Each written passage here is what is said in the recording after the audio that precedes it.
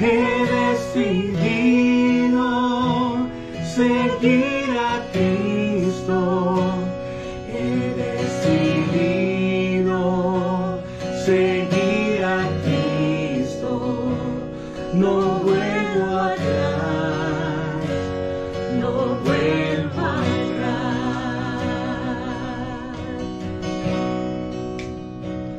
El Rey de Gloria me ha transformado. El Rey de Gloria me ha transformado. El Rey de Gloria me ha transformado. No vuelvo atrás, no vuelvo atrás.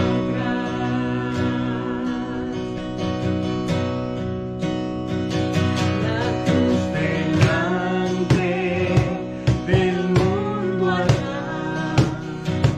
La cruz delante, del mundo atrás. La cruz delante, del mundo atrás. No vuelvo atrás, no vuelvo atrás. La vida antigua ya he dejado. La vida antigua ya he dejado. La vida antigua ya he dejado. No vuelvo atrás, no vuelvo atrás. He decidido seguir a Cristo. He decidido seguir a Cristo.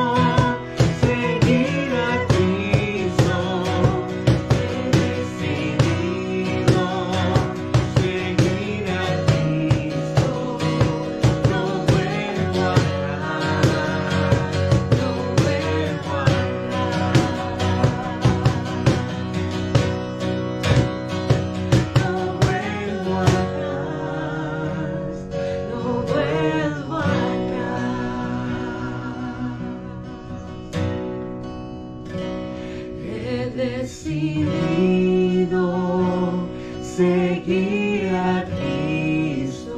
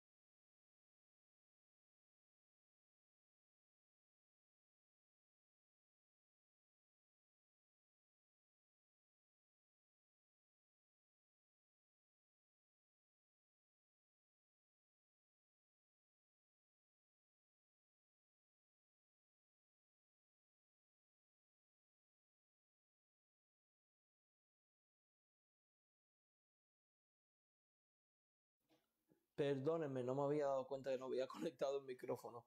Pues les decía, mis queridos hermanos, gracias por acompañarnos en esta mañana. Bienvenidos a este tiempo dominical de alabanza y edificación a través de la exposición de la palabra de Dios. Mi nombre es Héctor Pérez, pastor de la Iglesia Bautista Verdad y Vida en Sour Ranches.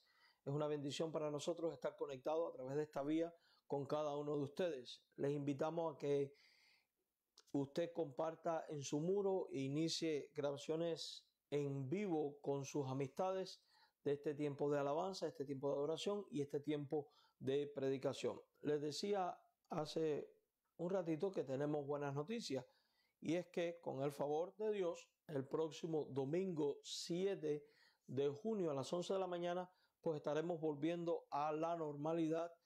Y cuando hablo de normalidad me refiero a los servicios en el edificio de Griffin, o sea, a los servicios en el templo. Este domingo lo vamos a hacer a campo abierto, o sea, en el área de campo de nuestra propiedad.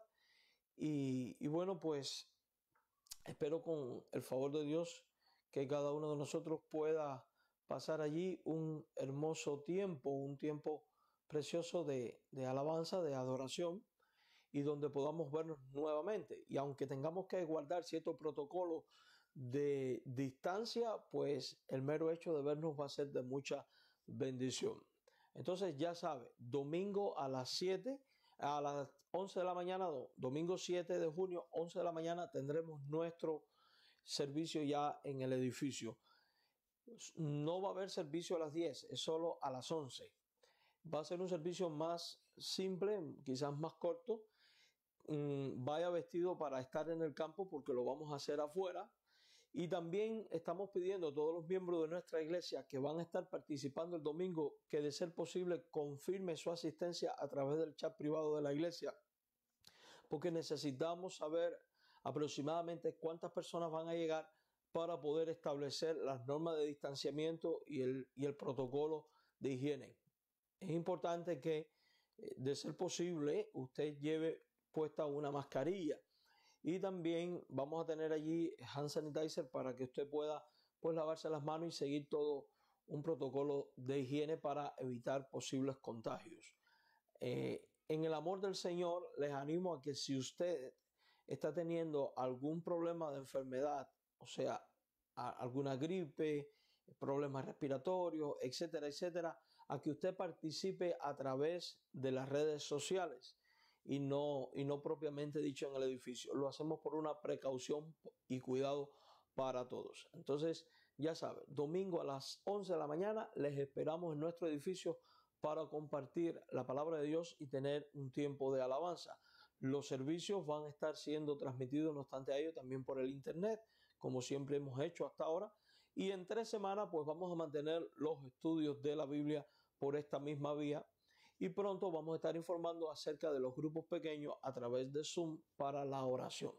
Entonces, mis hermanos, sin más que decir, vamos a orar buscando la dirección de Dios para este tiempo de estudio y de alabanza, de estudio y de predicación. Vamos a orar rogando al Señor la dirección de su Santo Espíritu, rogando al Señor que, pues, esta pueda ser una mañana donde cada uno de nosotros, pues, pueda ser edificado a través de la palabra de Dios, a través de la exposición de la Escritura. Así que déjenme, pongo aquí nuestro texto de la Biblia.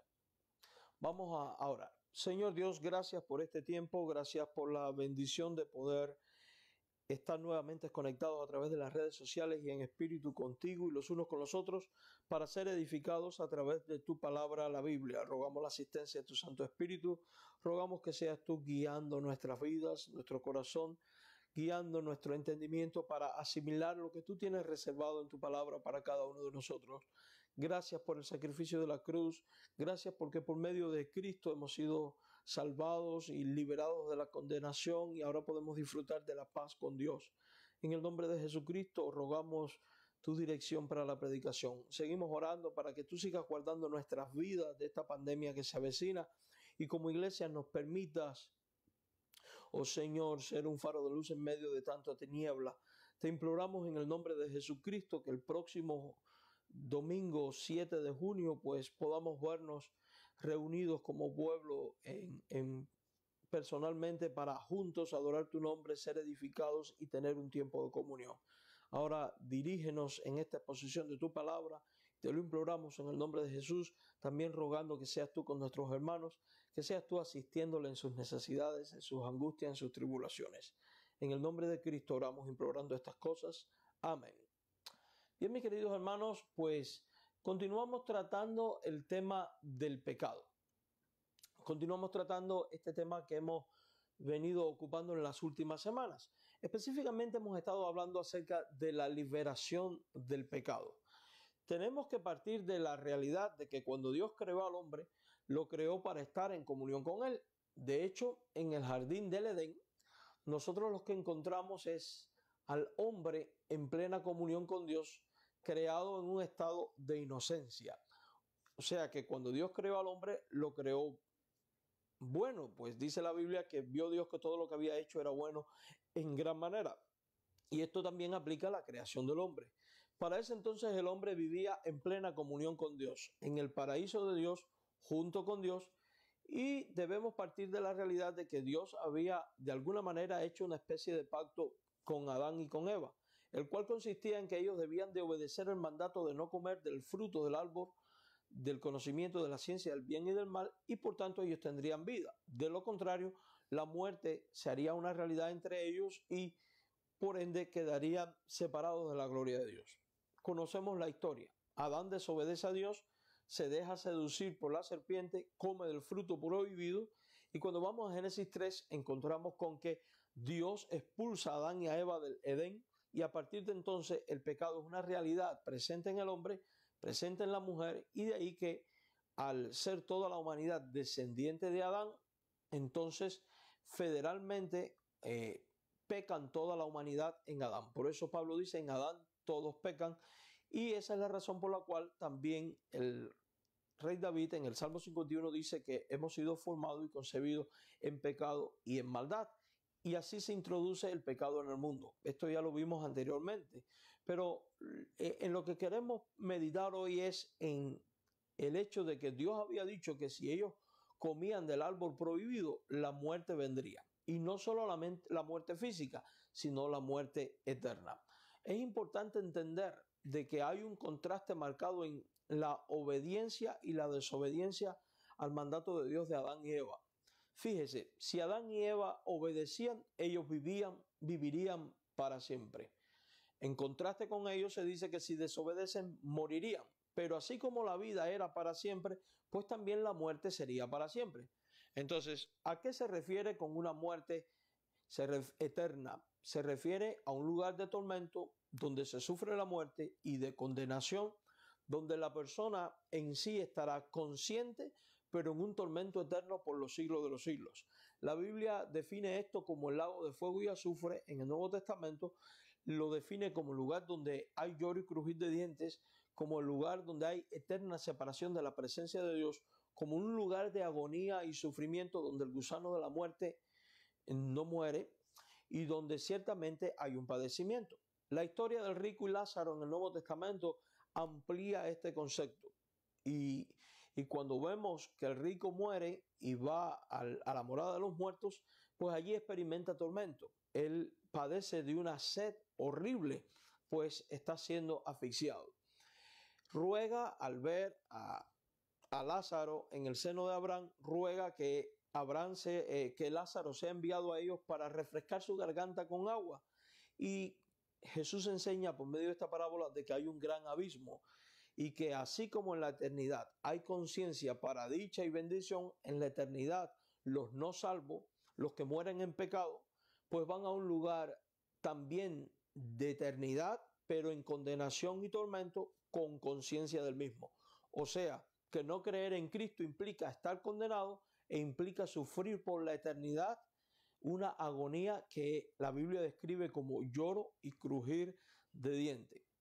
La Biblia expone el plan de salvación precisamente porque el deseo de Dios es que todos los hombres procedan al arrepentimiento y que personas como usted que aún no ha creído en Jesucristo como Señor y Salvador sea libre de esta condenación. Porque el deseo de Dios no es condenar. De hecho, Juan 3, 18, y lo vamos a ver más adelante, y 19 enseña que Dios no envió a su Hijo al mundo para condenar al mundo, sino para que el mundo sea salvo. Y la premisa para ser liberado de dicha condenación es creer en el Evangelio, creer en Jesucristo, creer en lo que revela la Biblia con respecto al Salvador. Ahora, teniendo en cuenta de que el tormento es eterno, a esto estaba expuesto Adán, y en Adán por ende estaba expuesto toda la humanidad. Adán peca y por Adán entró el pecado al mundo, dice el libro de Romanos, y así pasó la muerte a todos los hombres, y por eso que todos los hombres experimentan la muerte física y están sentenciados a la muerte eterna, a menos que confíen en Jesús como el Salvador personal de sus vidas. Cuando Adán y Eva pecan, no solo experimentan muerte eterna, Dios también los expulsa del Edén. Y esto después va a ser explicado cuando en libros como Isaías y luego en Romanos, el Señor dice que el pecado ha hecho división entre Dios y nosotros. O sea que el pecado ha separado al hombre de Dios, porque Dios en su estado, Dios como es santo, no puede tener comunión con el pecado. Y Romanos 3:23 dice que por cuanto todos han pecado, están entonces separados o destituidos de la gloria de Dios. Quiere decir que si usted es un creyente, al usted haber sido salvado, usted fue reconciliado con Dios en comunión y ahora vive en paz con Dios. Ese distanciamiento fue quitado porque Cristo te reconcilió y por tanto ya no vives separado de la gloria de Dios, sino que ahora vives en la presencia de Dios y ahora vives en comunión con Dios. Pero si usted no ha decidido por Cristo y no ha creído en Él como Señor y como Salvador personal de su vida, usted está entonces en pecado.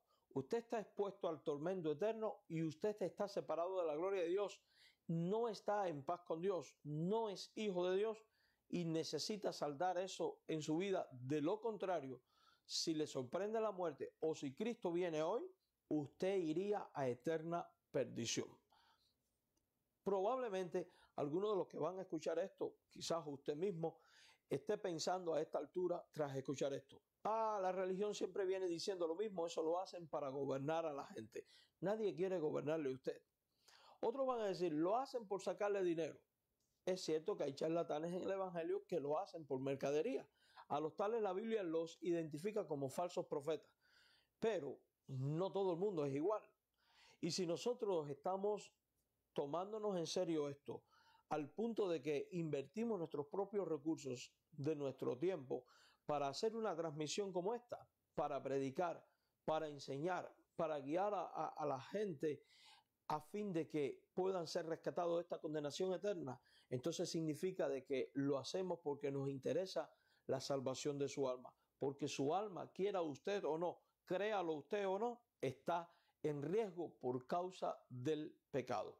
Es importante que entonces los creyentes, al meditar en lo que vamos a estar hablando, de cómo Dios nos libró de la condenación eterna, puedan reflexionar de dónde fueron rescatados para que puedan vivir para gloria de Dios, en agradecimiento a Dios y en respuesta a la voluntad de Dios, conforme a los propósitos de Dios, viviendo ahora para honrarle, en una alabanza y en una adoración y en una acción de gracia continua por haber sido rescatado de la muerte, de la perdición y haber sido reconciliado a la paz con Dios cuando estábamos perdidos y cuando en realidad no merecíamos que Dios hiciera tal cosa. Y los no creyentes con esta predicación tienen la oportunidad de conocer cómo ser librados de la condenación eterna y venir a experimentar lo que los creyentes ya experimentamos, que es vida eterna, reconciliación con Dios, paz con Dios y liberación del tormento eterno. En nuestros tiempos a la gente no le gusta oír hablar del tormento eterno. A la gente no le gusta hablar del infierno. De hecho, desafortunadamente, un sinnúmero de llamadas iglesias y llamados pastores han excluido de sus predicaciones, aún de la evangelización, la consecuencia del pecado, que es la muerte y el sufrimiento eterno y el infierno. Con esto están mutilando el evangelio, porque Jesús continuamente habla de que Él vino a buscar y a salvar lo que se había perdido, revelando de que el hombre en su condición natural está perdido y necesita salvación. Jesús dijo, yo he venido para que tengan vida y para que la tengan en abundancia. Si Jesús viene para que tengamos vida y vida abundante, significa que la vida que en el presente de su venida la gente tenía y la gente sigue teniendo hoy, no es verdadera vida, sino que es condición de muerte a causa del pecado y no es una vida plena, sino una vida limitada, esclavizada, sufrida, marcada por los estigmas del pecado. Por tanto, la Biblia toda habla precisamente del advenimiento de ese Cristo para salvación. De hecho, en Adán y Eva caen en pecado y en el mismo encuentro con Dios, donde Dios emite la sentencia de condenación, Dios también le da un mensaje de esperanza de vida eterna, un mensaje de esperanza de reconciliación y liberación de esta condenación y de esta muerte. Si usted va conmigo al libro de Génesis, al capítulo 3, al versículo 15, esto es lo que le dice Dios en su diálogo a Eva, cuando está dando la sentencia a Eva y a la serpiente. Vamos a leer desde antes. Fíjese.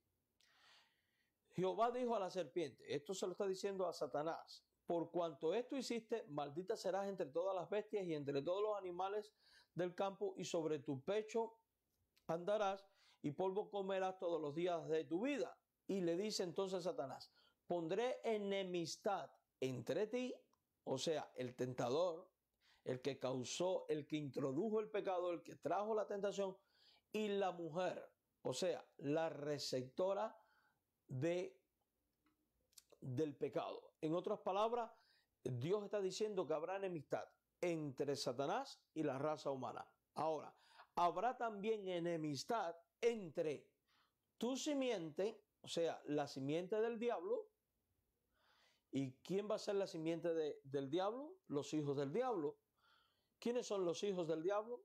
Evidentemente todos aquellos que no creen en Jesús, todos aquellos que viven bajo el control de este mundo, el cual tiene por príncipe a Satanás. Y habrá enemistad entre la simiente del diablo y la simiente de Dios. ¿Quién es la simiente de Dios?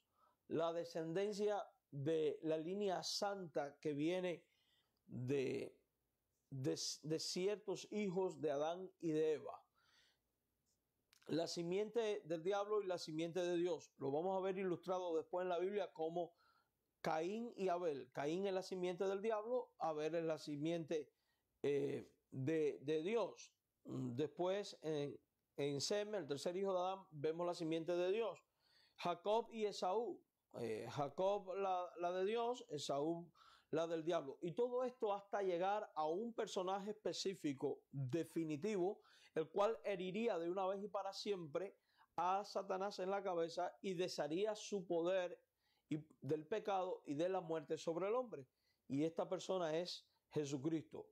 Este que es descendiente de la mujer, este que es un hijo de hombre, pero que tiene una autoridad, definitivamente heriría en la cabeza a Satanás. Y este en el calcañar, o sea, este le llevaría a la muerte, pero lo que el diablo no iba a esperar era que la muerte del Cristo o el ungido, el Mesías, iba a ser precisamente la muerte del pecado y la muerte de la muerte eterna para los que creyeran en este sacrificio. Por tanto, desde Génesis mismo, desde la caída misma y desde la sentencia del pecado, viene la anunciación de un mensaje de esperanza, de rescate de la perdición y de reconciliación y paz con Dios.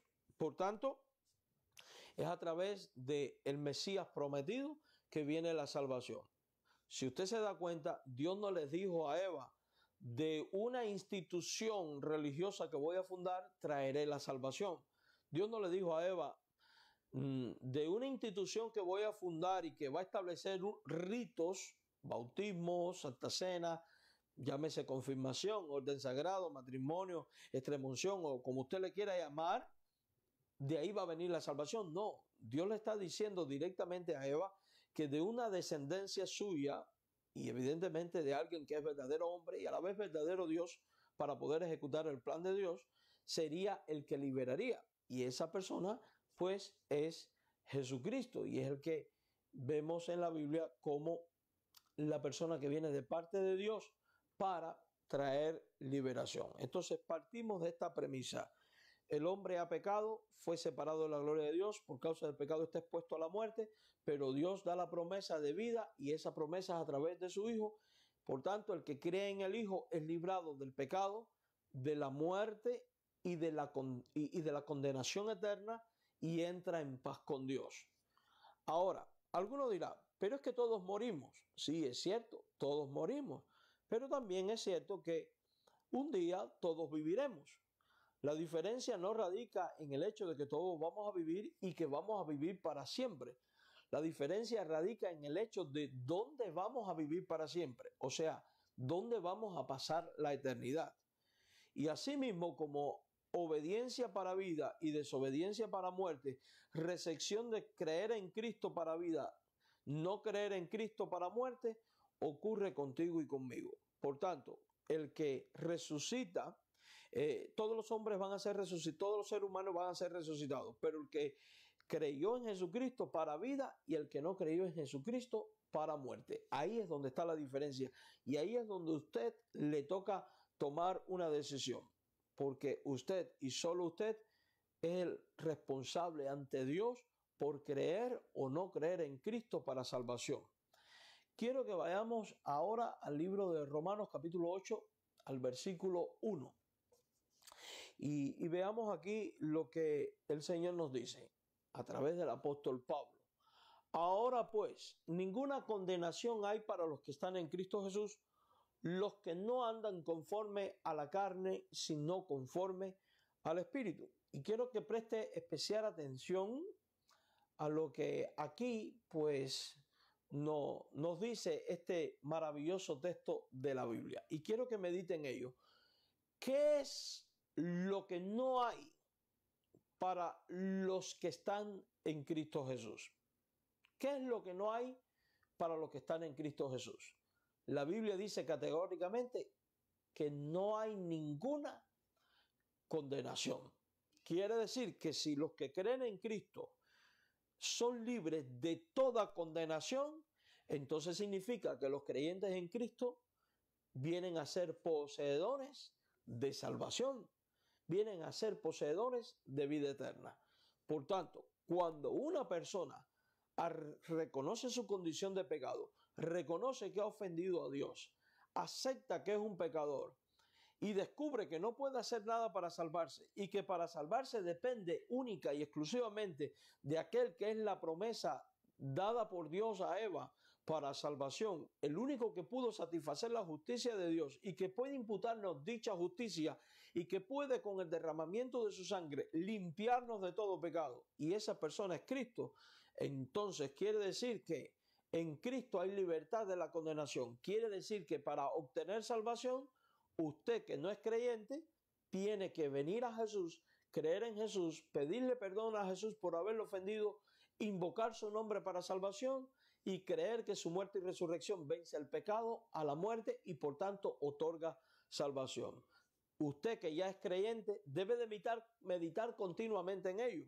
Pues de hecho, precisamente Jesucristo establece la Santa Cena para que recordemos una y otra vez, sin olvidar jamás, el precio de nuestra salvación.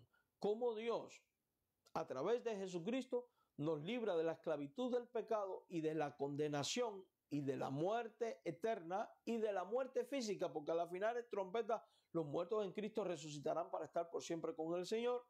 Y por tanto, al recordar esto, ser movidos a la acción de gracia y la alabanza a Dios. Por eso la cena del Señor es también vista como una Eucaristía o una acción de gracia. Entonces, al meditar que yo fui rescatado de la condenación eterna y ahora soy poseedor de vida, yo debo entonces entender que fui rescatado para ya no vivir más en aquello que produce condenación, o sea, el pecado. Quiere decir que fui rescatado para vivir en santidad, fui rescatado para andar en comunión con Dios, fui rescatado para vivir para gloria de Dios y por tanto a partir de mi conversión o a partir de la conversión, el creyente de Jesucristo debe de procurar honrarle en todo. ¿Y cuál es la manera de honrarle? La manera de honrarle y de demostrar nuestro amor a Cristo es precisamente de la misma manera que Dios había dicho a Adán y a Eva. Cuando Dios le dijo a Adán y a Eva, si ustedes me obedecen, tendrán vida, no estaba jugando. De esta misma manera, luego Jesús dice, el que me ama, guarda mis mandamientos. O sea que aquel pacto de obras hecho con Adán tenía que obedecer para mantenerse en vida y para estar en comunión con Dios, sigue de alguna manera vigente en nosotros. Cuando creemos en Jesucristo como Señor y Salvador, debemos entonces de asumir y asumimos el reto de amar a Jesús de manera incondicional, y la manera de amarlo es a través de la obediencia a todos sus mandamientos. Vamos a volver a pecar, vamos a fallar porque el pecado aún está en nosotros y no será quitado de nosotros hasta que no entremos en el reino de los cielos. Ya fuimos librados de la culpa del pecado, pero vamos a volver a fallar. Pero Dios, conociendo que vamos a volver a fallar, estableció una serie de recursos y de maneras para que nosotros podamos vivir de victoria en victoria contra el pecado y podamos vivir para gloria de Jesucristo en novedad de vida. Y es a través de aquellos recursos dados por Él: la oración, el ayuno, la meditación de la Escritura, la batalla contra el pecado, la guerra espiritual, etcétera, etcétera, etcétera. Claro, si usted no batalla contra el pecado, si usted no examina su vida, si usted no medita la Escritura, si usted no ora en pro del pecado, y esto es importante porque generalmente nuestras oraciones consisten de dame esto, dame aquello, tengo este problema, necesito esto, necesito aquello, y nos olvidamos del pecado presente en nosotros, nos olvidamos de decir: Dios, mira mi naturaleza pecaminosa, Dios, tú sabes que yo peco de esta manera, ayúdame, fortaléceme. Nos olvidamos de venir ante Dios y ante su palabra diciendo: bueno, a ver, yo tengo problemas con este pecado, ¿qué dice la Biblia al respecto y cómo voy a erradicarlo? ¿Y qué dice la Biblia de cómo enfrentarlo, cómo vencerlo, etcétera, etcétera? El problema nuestro es que seguimos centrados en nosotros desde el punto de vista material y nos olvidamos de las cosas espirituales. Todas nuestras oraciones, lamentablemente, en la mayoría de los creyentes, consiste en suplir lo que necesito, buscar la dirección que necesito, la provisión que necesito, y se nos olvida que Dios también demanda de nosotros calidad de vida en el sentido espiritual: santidad, vida abundante, vida plena, vida controlada por el Espíritu. Y lamentablemente la mayoría de los creyentes hoy no batallan contra esto, y es importante que usted despierte a esta realidad y se vuelva al Señor nuestro Dios para ser edificados con los recursos que Dios tiene, pues sin santidad nadie verá al Señor. Usted podrá pedir a Dios todo lo que necesite y podrá llegar a tener todos los bienes de este mundo, que si usted no anduvo en obediencia a Dios y en santidad, usted no va a heredar el reino. Y no va a heredar el reino no porque pierda la salvación, sino porque nunca la tuvo, porque los que verdaderamente son libres del pecado, son librados de la condenación, llegan a valorar tanto la obra de Cristo y llegan a asimilar que viven para Cristo, que entonces ya no van a querer comulgar con el pecado. Por eso, cuando veo que alguien peca deliberadamente y no le duele el pecar y aún así alega ser creyente, una cosa es lo que él dice y otra cosa es lo que es. La Biblia es muy clara y dice que por el fruto se conoce el árbol. Hermano, si estas palabras le está afectando, yo le animo entonces a que usted reflexione en su conversión y medite si verdaderamente usted está amando a Jesucristo. Amar a Jesucristo no es tener un sentimiento emocional para con Él. Amar a Jesucristo implica examinar su palabra, ver sus enseñanzas, ver sus mandamientos y vivir conforme a dichos mandamientos. De lo contrario, usted no es más que alguien semejante a los fariseos, alguien del cual Jesús diría: este pueblo de labios me honra, pero su corazón está lejos de mí. Y es que el deseo de Dios es que nuestros labios le honren, pero con un corazón cercano a Él. Entonces, esto debe de hacernos pensar. Hemos sido libres de la condenación, no para vivir como queramos, sino para vivir para la gloria de Dios. Entonces, si usted no es creyente, usted está expuesto a condenación. Usted puede ser libre de condenación creyendo en Jesús. Si usted es un creyente, es momento de que usted alabe, bendiga, exalte el nombre de Jesucristo, porque ha sido librado. Por eso dice la Biblia: ninguna condenación hay para los que están en Cristo Jesús. Por eso creemos en la seguridad de la salvación. Por eso creemos que usted no tiene que esperar a morir para saber que puede ser salvo, porque por medio de estas promesas dadas por Dios a través de la inspiración del Espíritu ejercida en el apóstol Pablo, sabemos que al venir a Cristo somos libres de condenación. Dice: los que no andan conforme a la carne, sino conforme al Espíritu. Y aquí está lo que decía anteriormente. ¿Cómo sabemos que en verdad hemos sido salvados? Porque los verdaderos salvos ya no andan conforme a la carne, ya no andan para pecar, ya no viven para el pecado, sino que viven para el Espíritu, viven para agradar al Espíritu, viven para hacer la obra del Espíritu y dan los frutos del Espíritu. Por eso, por el fruto se conoce el árbol. Entonces, este mensaje no es para condenación de tu alma. Este mensaje es para que usted medite y reflexione en usted mismo y en su fruto, a fin de que pueda hacer un diagnóstico certero si ha experimentado una genuina conversión o no. Porque de lo contrario, aunque usted diga creer en Cristo, sigue bajo condenación. Pero si usted ha creído en Cristo y en realidad ya no anda conforme a la carne, sino conforme al Espíritu, y está batallando contra el pecado, esa es una evidencia de que ciertamente la sangre de Cristo te ha limpiado y usted ahora vive en estado de salvación. Usted no irá a condenación, usted no vendrá a ninguna condenación. La seguridad de esta salvación viene no por sentimientos, sino por enseñanzas bíblicas. En Juan 3:18, Jesús dice, y lo explica muy claro. Vamos a leer desde el 16 porque es un pasaje muy conocido. Fíjese, de tal manera amó Dios al mundo que ha dado su unigénito para que todo aquel que en él cree no se pierda, mas tenga vida eterna. Y aquí está la clave de lo que venimos diciendo. La Biblia dice categóricamente, déjeme desmarcar aquí, la Biblia dice categóricamente que todo aquel que cree en Jesús, y mi pregunta para ti es esta: ¿eres tú un creyente de Jesucristo? Si la respuesta es un sí, la Biblia dice que por haber creído en Él, tú no te vas a perder.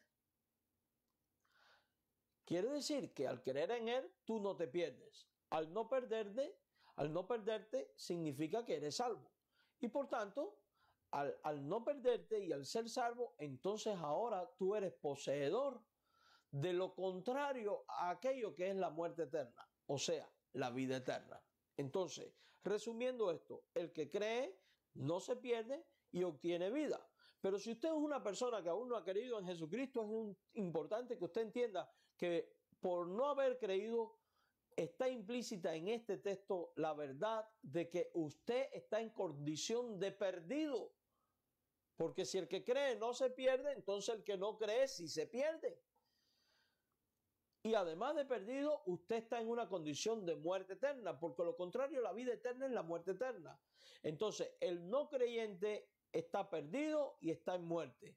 Y el que llega a creer encuentra la vida, deja de estar perdido, gracias al sacrificio de Cristo, porque no envió Dios al Hijo al mundo para condenar al mundo, sino para que el mundo sea salvo por él. O sea que el medio para ser salvo es Jesucristo y solo Jesucristo. Y es entonces cuando después enseñando a Nicodemo, un fariseo que le había preguntado qué haré para heredar la vida eterna y que desconocía estas cosas, Jesús le dice: el que en él cree, o sea, que cree en Jesús, nuevamente repite esta verdad, no es condenado, y deja muy claro que creer en Cristo libra de la condenación eterna, libra del tormento eterno, libra del fuego eterno, libra de la maldad, libra de todos estos males, libra del gusano de la muerte, libra del lloro y del crujir de dientes, libra de ser atormentado por los siglos de los siglos.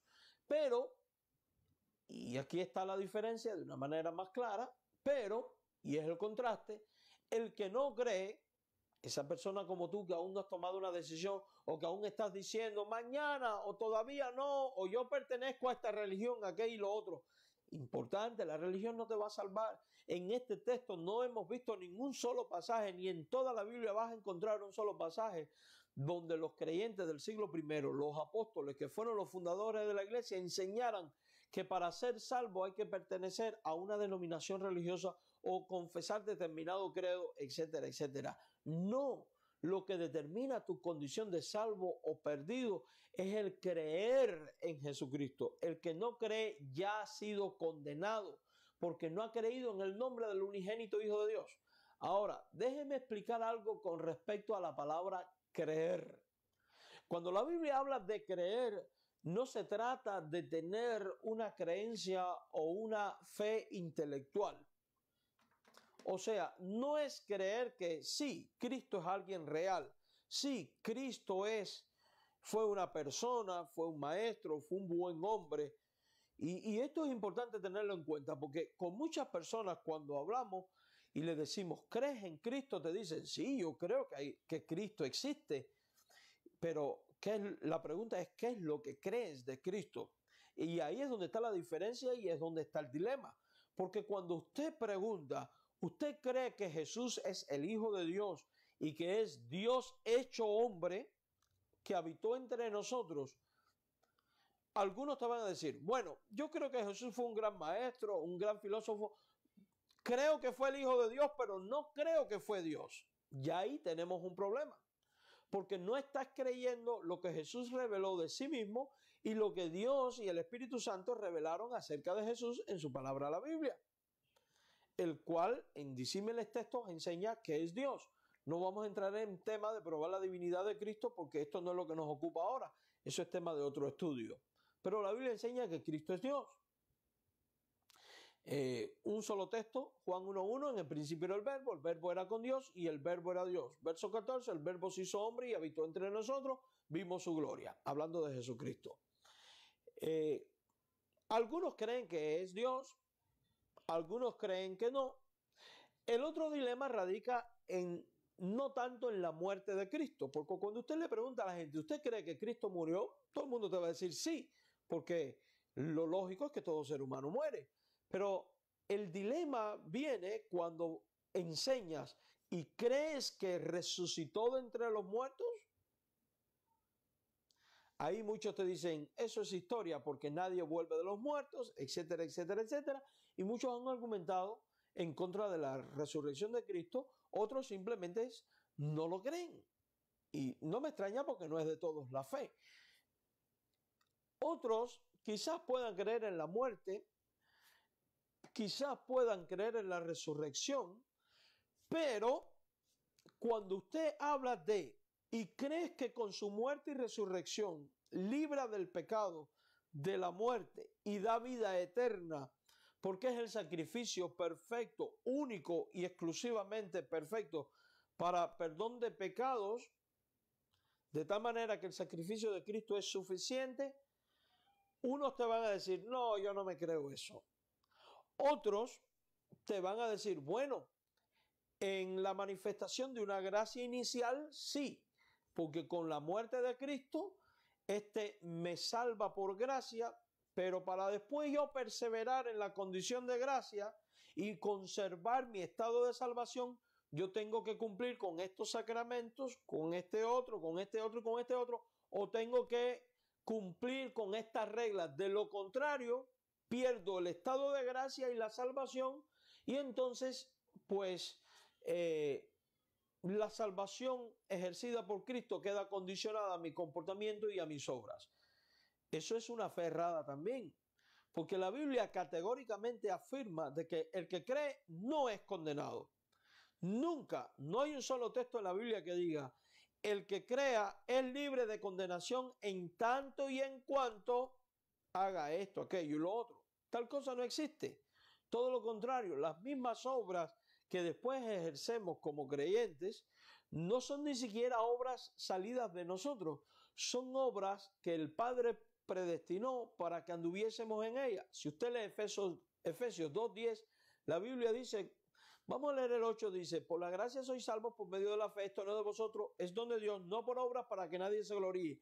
Y luego en el Dios hablando de obras, dice que Él las preparó de antemano para que anduviésemos en ella.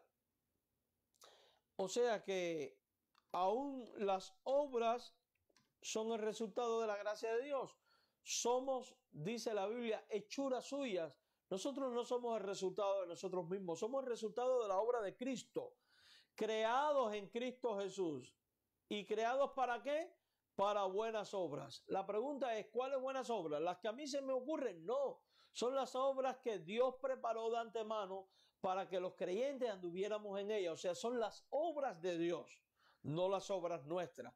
Por tanto, esa idea de que yo tengo que conservar mi estado de salvación o de gracia, etcétera, es completamente antibíblica. La Biblia afirma categóricamente, el que en Él cree no es condenado. Dios no es mentiroso. Y si Dios dice que tú por creer en Él no vas a ser condenado, ciertamente usted puede vivir con la convicción de que si usted cree que Jesús es el Hijo de Dios, es Dios hecho hombre, que habitó entre nosotros, que murió y resucitó, y que su muerte y su resurrección limpia de pecado, salva al pecador, reconcilia al pecador que se arrepiente y confiesa su condición de pecado y confiesa a Jesús para salvación, entonces ciertamente usted no verá condenación, porque Dios no es mentiroso e irrevocables son los dones de Dios. Si Dios te otorga la vida eterna por tú haber creído, Dios no va a revocar ese don. Por tanto, usted puede vivir con la convicción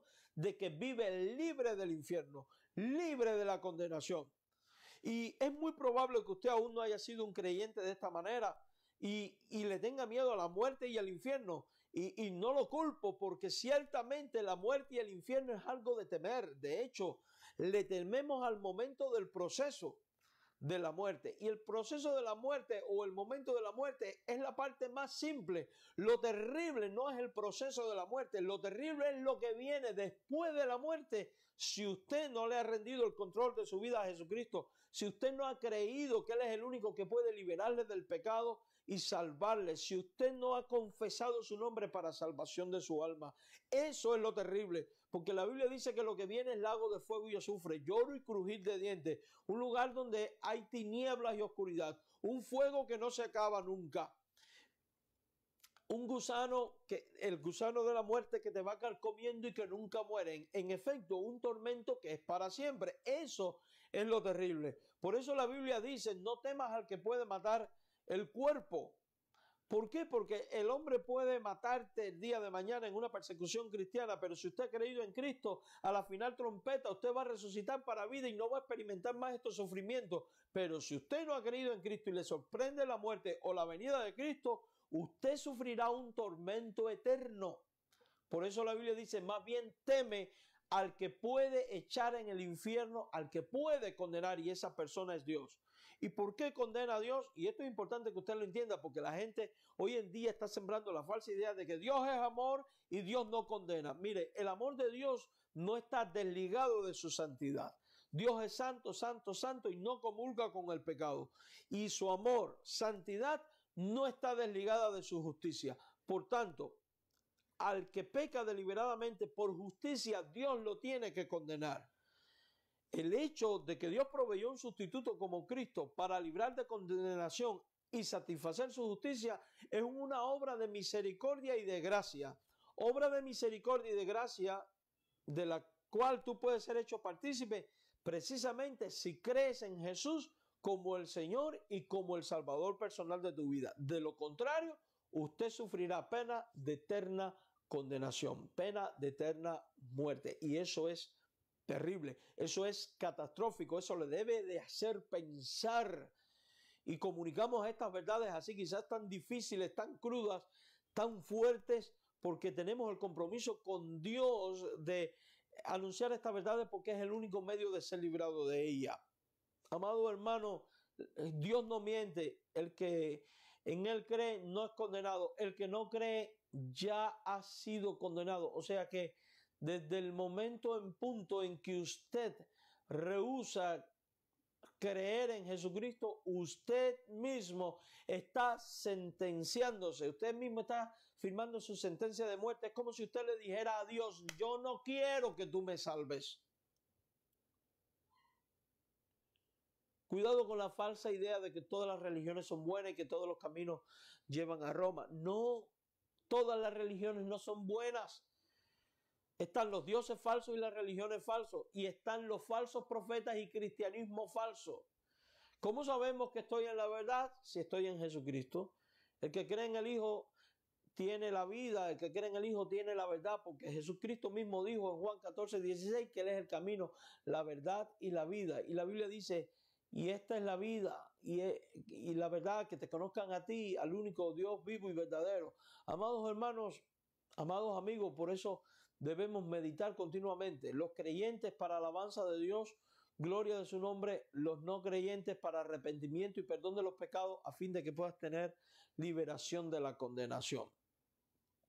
En Juan 8, del 3 al 11, leemos este maravilloso pasaje de la Biblia que dice, Jesús se fue al monte de los olivos, por la mañana volvió al templo, todo el pueblo vino a él y sentado a él le enseñaba. Entonces los escribas, los fariseos, le trajeron una mujer sorprendida en adulterio. Fíjese, está en el pecado mismo. Poniéndola en medio, le dijeron: Maestro, esta mujer no ha sido sorprendida en el acto mismo de adulterio. Y en la ley nos mandó Moisés apedrear a tales mujeres. Y eso es cierto, porque así lo enseña Levítico 10. ¿Tú pues qué dices? Evidentemente, la sentencia de muerte en esos tiempos era prerrogativa exclusiva de los romanos. Por tanto, si Jesús decía lapídenla, lo iban a demandar y iba a terminar preso de la justicia. Pero al mismo tiempo, si Jesús decía no hagan eso, los judíos lo iban a tildar de blasfemo y violador de la ley judía. En otras palabras, por eso esto se convierte en una tentación y una prueba para Cristo. Pero ellos no se esperan la interpretación de Cristo, el cual es el mejor intérprete de la ley. Y él dice: mas esto decían tentándole para poder acusarle. Pero Jesús, inclinando hacia el suelo, escribía en tierra con el dedo. Y como insistieron en preguntarle, se enderezó y le dijo, o sea, le dijo a los acusadores: el que de vosotros esté sin pecado, sea el primero en arrojar la piedra contra ella. O en otras palabras, el que sea justo, que practique la justicia. Y en este caso, el lapidamiento. ¿Qué hace a continuación Jesús? Se vuelve a inclinar. Siguió escribiendo en tierra. ¿Qué es lo que escribía? No sabemos. Algunos han especulado que empezó a escribir los pecados de los que le acusaban, pero no nos corresponde aseverar tal cosa porque la Biblia no lo dice. Lo que sí dice la Biblia es que cuando Jesús le dice a los que están sin pecado, lance la primera piedra, en otras palabras, a los que son justos porque nunca han pecado y pueden entonces ejercer verdadera justicia, adelante, practique la justicia, Jesús le diga: apedréenla. ¿Qué pasó? Que evidentemente al oír esto,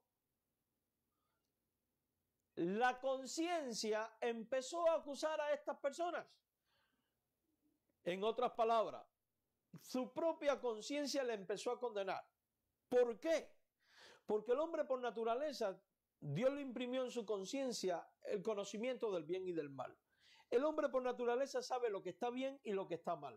Y cuando Jesús le dice: ustedes que son justos y que nunca han pecado, ejerzcan esta justicia y adelante, sean capaces de señalar el pecado en otro y de apedrearla,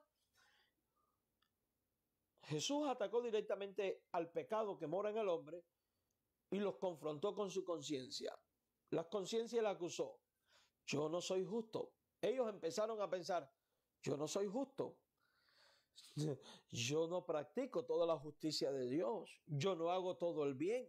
Yo no puedo levantar mi mano porque pesa demasiado el pecado en mí, porque yo he fallado. Quizás no como adúltero, pero sí he mentido, o he robado, o he blasfemado, o no he tenido el nombre de Dios en vano, o no he honrado al padre y a la madre. Todo esto pudo haber pasado por la conciencia de esta gente. Lo cierto es que la conciencia les acusó. En otras palabras, el pecado se hizo sentir en ellos. Salían uno a uno, comenzando desde los más viejos, que suelen ser los más recalcitrantes, hasta los más postreros. Y quedó solo Jesús y la mujer que estaban en medio. Qué interesante. ¿Por qué no pudieron practicar esta justicia? Porque ellos no eran justos. Este pasaje de la Biblia enseña y deja de manera implícita la realidad de que todo ser humano es pecador y por tanto no es justo, y al no ser justo no puede emitir verdadera justicia de condenación sobre otro pecador. Por eso Jesús dice: no condenes y no serás condenado. Toda justicia pertenece a Dios, y aun cuando fuimos declarados justos por la sangre del Cordero, Dios nos hizo libres para Él, no libres para condenar a otros. La mayor condenación que viene sobre un pecador es cuando se expone el Evangelio y se declaran las verdades de Dios y los mandamientos de Dios, los cuales les hace ver su condición perdida. Amados hermanos, Al ver este pasaje, vemos que no había justo ni uno, no había nadie sin pecado. Pero entonces Jesús, después que ellos se van, se endereza. Enderezando a Jesús, no viendo a nadie, sino a la mujer, dijo: mujer, ¿dónde están los que te acusaban? En otras palabras, ya no hay acusador. ¿Ninguno te condenó? Ella dijo: ninguno. Y la pregunta es: ¿por qué ninguno le condenó? Porque ninguno era sin pecado. Entonces Jesús le dijo: ni yo te condeno. Ahora, esta no es una absolución sin demanda de arrepentimiento. A esta altura de la vida ya la mujer estaba arrepentida. Recuerde que Jesús puede conocer el corazón. Y sabemos que ella estaba arrepentida porque Jesús dice: ni yo te condeno. Y si el resto de la Biblia enseña que uno es libre de la condenación cuando cree en el mensaje de Cristo y cree en Cristo como Salvador, quiere decir que ya la mujer había creído en ella. Por eso Jesús le dice: vete y no peques más. ¿Y por qué le dicen no peques más? Porque los que son de Cristo y los que han experimentado conversión son libres de la condenación y son libres para ir y vivir en santidad. Libres para ir y no pecar más. En otras palabras, Jesús, cuando uno cree en Jesús, uno es libre de la condenación. Es importante, usted que me escucha, amados hermanos, es importante, usted que me escucha, que entienda que no importa de qué manera usted haya pecado y cuán profundo haya sido su pecado. Si usted se arrepiente y viene a Cristo, Cristo, como aquella mujer, te dice: vete y no peques más. Porque Cristo libra de la condenación. Libra de la condenación eterna. En Romanos 8:34 dice: ¿quién es el que condenará? Nadie. Cristo es el que murió, más aún el que también resucitó, el que está a la diestra de Dios, el que también intercede por nosotros. ¿Quién nos separará del amor de Cristo? ¿Tribulación o angustia, persecución o hambre o desnudez, peligro, espada? Nada de esto. ¿Por qué? Porque al creer en Cristo somos libres de la condenación. Ahora, piensa en esto. Si usted ha pensado en todo esto con pura conciencia, se dará cuenta, mi querido hermano, de que el pensar en la muerte y el tormento trae perturbación de espíritu. Cuando el hombre pecó, el hombre fue expulsado de Edén, ya lo dijimos, y con ello se perdió la paz con Dios. ¿Por qué decimos que se perdió la paz con Dios? Porque el pecado es violación de la ley de Dios. Cuando usted viola una ley, usted no está en paz, usted no está en armonía con la ley. Usted está en conflicto con la ley. El pecado, si todos hemos pecado, entonces todos por naturaleza estábamos en conflicto con Dios. Pero al creer en Jesucristo, al desaparecer el pecado, desaparece la muerte, desaparece la condenación, desaparece la separación, y entonces venimos a obtener reconciliación y paz con Dios. A veces alguien muere y usted oye que la gente dice: descanse en paz. Y en la lápida del sepulcro escriben EPD, en paz descanse, o descanse en paz. Y a veces oímos las personas que, identificándose con el luto, dice: te acompaño en sentimiento, y que brille sobre el difunto la luz perpetua y descanse en paz. Y tenemos expresiones como esta y dichos como esta porque hemos asumido que todo ser humano tras la muerte va a un descanso en paz. No se deje engañar por esto. La persona que muere sin Cristo no va a descansar en paz, aunque usted se lo desee, aunque usted ore para que descanse en paz, ni va ni va a brillar en él ninguna luz perpetua, sino que va a tormento eterno.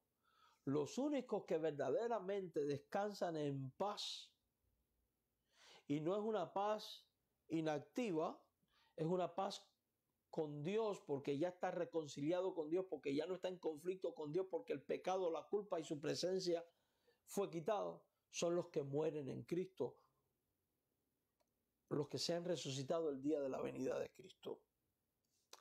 Y una vez más, yo no quiero que usted me haga caso a mí. Yo quiero que usted considere lo que enseña la Escritura. Romanos 5:1. Justificados pues por la fe.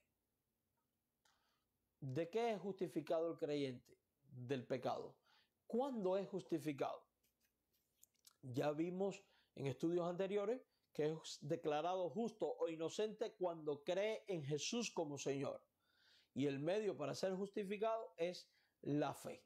Esa fe que es un don de Dios, que es por gracia y que viene de Dios. Entonces, una vez justificado por creer en Jesucristo, el resultado de ello es paz para con Dios. Dice la Biblia, tenemos paz con Dios por medio de nuestro Señor Jesucristo. O sea que por medio de Cristo, el medio para obtener la paz con Dios no es otro que Jesús. Y nadie más que Jesús. El medio para la paz con Dios no es haber sido bueno. El medio para la paz con Dios no es bautizarte, no es ir a la iglesia tal o más cual. El medio para tener paz con Dios es conocer, reconocer tu pecado, entender que le has fallado a Dios, que le has ofendido, creer que la muerte y resurrección de Cristo puede limpiar y declararte justo o inocente, como dice este texto, y tener fe en el sacrificio de Cristo. Solo cuando se tiene fe en ese Cristo es que se media la obra de Cristo y la persona obtiene la paz con Dios. Si usted no es un creyente, usted debe de considerar esto, porque si usted muere hoy, usted no va a tener paz. Usted no va a descansar en paz. Si Cristo viniera hoy, usted va a pasar a la eternidad y no va a descansar en paz. ¿Quiere usted descansar en paz? Pues pon tu fe en Jesús para ser justificado, porque Él es el medio para ello. Él y solo Él. Por eso predicamos a Cristo y a este crucificado, decía el apóstol Pablo. Por eso los cristianos hablamos solo de Jesús. Por eso descartamos como medio de gracia o de salvación todo aquello que está fuera del sacrificio de Jesucristo, de la muerte y resurrección de Cristo. Porque es con su muerte y resurrección que Él conquista la muerte de la muerte y la muerte del pecado. Es una insensatez pretender ser salvo de otro medio. Es que no hay otro medio de salvación. Entonces, si tú verdaderamente quieres ser alguien que vive en paz con Dios, tienes que salir de esa religión falsa donde has estado y venir a Cristo. Tienes que abandonar tu incredulidad si has sido ateo y venir a Cristo. Alguno podría decir, pero es que entonces estaré violando la religión de mis padres. Recuerde esto, quizás tu padre vivió también toda su vida en una ignorancia religiosa y no estoy condenando a su padre. Yo no soy quien para tal cosa. Y digo esto porque muchas veces dice, no, yo practico la religión de mi padre y de mi madre. Mira, recuerde que su compromiso mayor en la vida no es con su padre y su madre, sino con Dios. Jesús dijo que el que no deje padre o madre no es digno de él. Y a veces dejar el padre y la madre implica abandonar la religión falsa del padre y de la madre. De lo contrario, no vas a ser salvo. No vas a ser salvo. Ya eso es algo muy personal que le corresponde a usted, porque nadie puede decidir por ti. La Biblia es muy clara. En Isaías 53:5, el profeta había anunciado esto, que Cristo había sido herido por las rebeliones, molido por el pecado y que el castigo de nuestra paz fue sobre él. Quiere decir que su muerte fue iba a ser para que tuviéramos paz. En el Antiguo Testamento había un sacrificio, una ofrenda que se llamaba la ofrenda de paz, que era donde se ofrecía, creo que eran ciertos cereales y panes, si mal no recuerdo. La Biblia dice que Jesús es el pan de vida que descendió del cielo. Jesús es la ofrenda de paz definitiva para que pecadores como usted y como yo puedan ser reconciliados con Dios y vivir en paz. Por eso fue su muerte necesaria. Solo por la fe en Cristo se obtiene paz con Dios. Solo por la fe en Cristo. En Efesios 2:17, Pablo dice, y vino y anunció las buenas nuevas de paz a vosotros que estabais lejos. O sea, habla aquí del evangelio de paz. La buena noticia de paz. ¿Por qué buena noticia? Porque la mala noticia es que el pecado trae muerte. Pero la muerte y resurrección de Cristo y aceptar a Cristo trae vida. Y eso trae paz con Dios y paz también en ti. Porque cuando tú sabes que llegará el día en que la muerte no tendrá poder sobre ti y que vivirás plenamente para Dios, libre de todos estos padecimientos terrenales, por siempre en estado de paz en la eternidad, entonces tu tormento presente se convierte en verdadera paz y descanso. Y paz en Dios por la eternidad. Cuando yo sé que soy librado del pecado y que tengo vida en Jesucristo, yo vivo en paz porque yo sé que tras mi muerte voy a la paz de Dios y voy con Dios. Yo puedo tener esa seguridad, por eso no le tengo miedo a la muerte. En estos momentos estoy pasando por uno de los momentos más críticos de mi vida. Mi salud está muy quebrantada con un serio problema cardíaco que tengo. En días pasados estuve tan mal que llegué a pensar que había llegado el momento de partir. Sí, fue el martes pasado, en la mañana, sobre las 6 de la mañana. Fue una experiencia fisiológicamente hablando terrible, pero en mi corazón había paz. Paz porque sé que voy con Dios. Y alguno podría decir, pastor, pero usted tiene mujer y hijos. Sí, tengo mujer y hijos. Pero también descanso en paz, en el saber que ellos al caminar con Dios, Dios va a cuidar de sus vidas. Por tanto, no tengo miedo, porque creo en un Dios de paz y en un Dios providencial. ¿Cómo viene esa paz? Solo cuando se cree en Jesús como Señor y como Salvador. Conozco a un pastor en mi país que pasó por una experiencia muy triste. Creo que una de las experiencias más amargas que un ser humano puede pasar es la pérdida de un hijo. Pues este pastor tenía unas mellizas. Lamentablemente, una de las niñas sufre una enfermedad cardíaca y entre el año, los 2 años, fallece. Qué triste para un padre que tiene 2 hijas que nacen el mismo día y en un día de cumpleaños quizás celebrar la vida de uno y recordar que la otra ya no está. Pero recuerdo que cuando fallece la niña, en medio de su dolor, yo le llamo por teléfono y en medio de su dolor me dice, hago mías las palabras del rey David cuando perdió a su hijo y es lo que me da consuelo. Mi hijo no viene ya más a mí, mas yo voy a él. Y este hombre y su esposa han podido vivir en paz todo este tiempo. ¿Por qué? Porque se está en Cristo. Tengo cientos de testimonios que podría hablarle de personas que han pasado enfermedades atroces y llegado el momento final lo han enfrentado con paz o han partido en paz porque saben que van a la paz con Dios. Y alguno podrá decir, pero yo conozco gente no creyente que ha muerto en paz. Bueno, quizás ha muerto en paz aparentemente, pero tras su muerte no hay paz. porque la verdadera paz con Dios viene solo cuando se cree en Cristo. Alguno podría decir, pastor, eso es una declaración muy dogmática, muy dogmática. Es que es un dogma. Es algo que no se negocia. Que tú lo creas o no, no va a cambiar la realidad de Dios, ni la declaración de Dios, ni lo que Dios ha dicho, ni cómo Dios ha establecido hacer las cosas. Usted podría decir, eso es relativo. Esto no es relativo, esto es una verdad absoluta.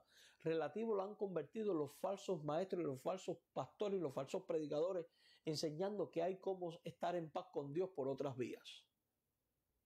No se deje engañar. No se deje engañar. Cuando uno cree en Cristo, obtiene perdón de pecado y reconciliación con Dios. Quiere decir que así como el hombre fue expulsado del Edén, al creer en Cristo, el hombre es nuevamente introducido en el paraíso, en un mejor Edén que viene. Léase Apocalipsis capítulo 21 y 22, 2 Corintios 5, 18. Y todo esto proviene de Dios, quien nos reconcilió consigo mismo por Cristo. Cristo es el medio de reconciliación. Y a causa de la reconciliación nos dio el ministerio de la reconciliación. O sea, la predicación del Evangelio. ¿Por qué? Porque así como yo soy reconciliado con Dios por haber creído en Cristo, te predico a ti y hablo estas cosas porque quiero que tú también te reconcilies con Dios. Por eso invertimos tiempo, recursos. Para mí fuera más fácil no hacer esta transmisión y pasarla con mi hijo y mi mujer alabando a Dios. Pero decido apartar este tiempo y hacer estas cosas porque Dios me ha dado ministerio de reconciliación y porque quiero que lo que yo estoy viviendo lo vivas tú también. La paz que tengo, la reconciliación con Dios, sea algo real en ti. Por eso te animo también a ti que eres creyente a que compartas esta predicación con otros. Quiero que leas Romanos 5, 9 al 11. Mucho más estando ya justificado en su sangre. O sea, cuando uno cree en Jesús y es declarado inocente, dice que entonces es salvo de la ira, o sea, es libre de la condenación, tal como vimos. ¿Y por qué es salvo de la ira? Porque siendo enemigos, recuerda, éramos enemigos por causa del pecado. ¿Recuerda usted cuando leímos Génesis 3:16? 3:15, que decíamos que hay enemistad entre la simiente de la serpiente y de la mujer. Bueno, pues esa enemistad al creer en Cristo es quitada, porque al creer en Cristo fuimos reconciliados con Dios. Y la pregunta es, ¿cuál es el medio de la reconciliación con Dios? La muerte de su Hijo. Por eso hay que creer en la muerte y resurrección. Muchos más estando reconciliados, o sea, al estar reconciliados, seremos salvos por su vida. O sea, que creer en Cristo trae reconciliación y trae salvación.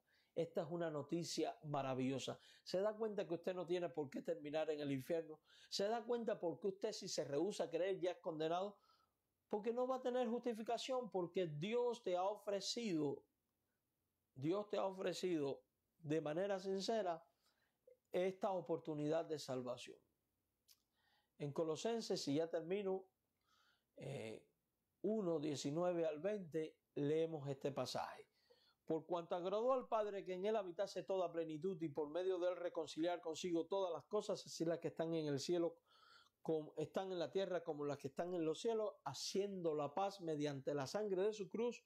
Y a vosotros también que erais en otro tiempo extraños y enemigos en vuestra mente, haciendo malas obras, ahora os ha reconciliado. Fíjese,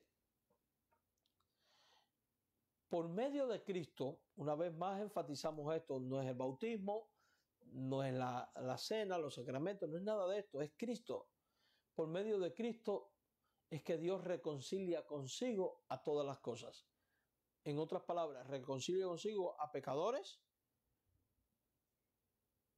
independientemente del trasfondo cultural, social, del que sea.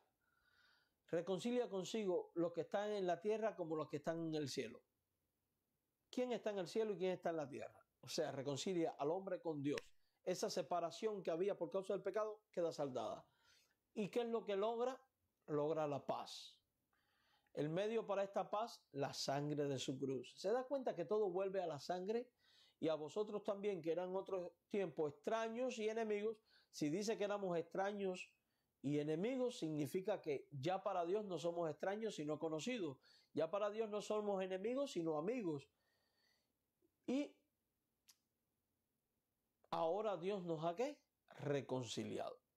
Se da cuenta que si usted es creyente, debe alabar a Dios porque vive en paz, reconciliación, libre de la muerte eterna. Si usted no es creyente, usted debe de considerar estas cosas: pedir perdón, reconocer su condición de pecador, pedirle perdón a Dios por haberle fallado, por haberle ofendido, arrepentirse de su pecado, creer que la muerte y resurrección de Cristo y que el derramamiento de su sangre le limpia, le libera, le justifica, le trae la paz con Dios y le reconcilia con Dios. Si usted abre su corazón a Cristo y cree en Él, usted experimentará esto: liberación de la condenación, paz con Dios y reconciliación. Te lo recomiendo. Si usted no ha tomado esa decisión y quiere hacerlo, no tarde en hacerlo. ¿Cómo lo hace? Muy simple. Usted simplemente invoca el nombre de Dios para salvación, porque la Biblia dice que el que invoque su nombre será salvo. Pero ¿invocarlo cómo? Primero con arrepentimiento, con confesión, con un deseo de vivir para Dios, reconociendo a Cristo como Salvador e identificando su muerte y resurrección como el medio de salvación, y creyendo que al creer en Él se aplica a usted la justicia obrada por Él. Y es entonces cuando usted experimenta estas cosas. Ríndele tu corazón a Cristo, decide vivir para Él, cree en Él, acepta el Evangelio y será salvo. El Señor te bendiga ricamente. Gracias por acompañarnos y por ser parte de la vida de nuestra congregación, por ser parte de nuestra iglesia. No queremos irnos sin antes saludar a cada uno de ustedes, y en especial a aquellos que han estado pues conectados a través del chat, y damos gloria a Dios porque tenemos personas, hermanos desde México, desde Nicaragua, desde aquí de Estados Unidos, y otros en el chat pues de Dominicana también. Están mandando saludos y gracias por acompañarnos. Gracias por ser parte de esta transmisión, mis queridos amigos y hermanos. Y bueno, pues le animo a que usted comparta estos videos con otros, a que los vea en grupo para que otros también puedan ser edificados. No me voy sin recordarles que el próximo domingo, día 7, domingo 7, recuerdo, y aquí tiene usted el anuncio debajo, estamos abriendo las puertas del templo. El culto va a ser al aire libre, va a haber bastante distanciamiento, se van a poner unas carpas en el gazebo además para que haya bastante espacio, así que venga preparado para venir a un servicio al aire libre. Las hermanas no vengan de tacones y tampoco es de venir en chores ni nada por el estilo, pero sí para estar al aire libre, lo más fresco posible.